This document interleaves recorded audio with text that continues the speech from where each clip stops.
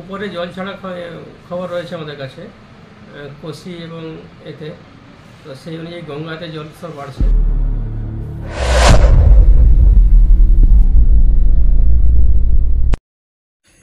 এই মুহূর্তে আপনারা দেখতে পাচ্ছেন বার্তাবাহী নিউজের ক্যামেরায় বেলডাঙ্গা কুমারপুর ঘাট এর ছবি।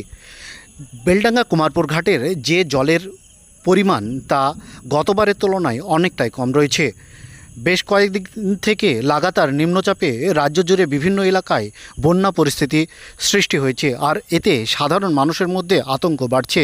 তার সাথে সাথে ফারাক্কা ব্যারেজ কর্তৃপক্ষ যে জল ছাড়ার কথা ঘোষণা করেছে তাতে সাধারণ মানুষের মধ্যে আরও বেশি আতঙ্ক সৃষ্টি হয়েছে। আর এ নিয়ে বেলডাঙ্গা বিডিও আজ গঙ্গা পরিদর্শনে যান এবং গঙ্গা পরিদর্শনে গিয়ে তিনি লক্ষ্য করেন গতবারের তুলনায় যে পরিমাণ জল ছিল তার তুলনায় অনেকটাই জল এখনও কম রয়েছে।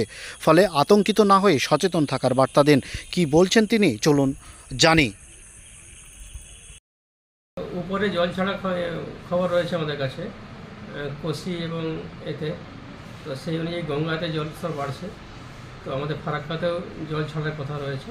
তো আমরা নজর রাখছি, নদী তীরবর্তী যে গ্রামগুলো রয়েছে সেগুলোর প্রতি আমরা নজর রাখছি এবং আমরা অ্যানাউন্সমেন্ট করছি এবং পঞ্চায়েতগুলোতে সোজা রেখেছি যাতে করে দ্রুত ব্যবস্থা নেওয়া যায়।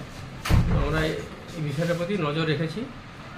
জলের যে পরিমাণ কতটা বেড়েছে, মানে কি তদারকি? গতকাল সকাল থেকে আমরা দেখেছি যে 10 ইঞ্চি মতো আমাদের এই কুমারপুর ঘাটে জল বেড়েছে।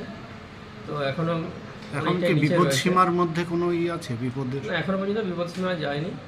গতবারে যা জল বেড়েছিল তার চেয়ে আমরা অনেক নিচে জল রয়েছে এখনো। আমরা বিষয়টার উপর নজর রাখছি।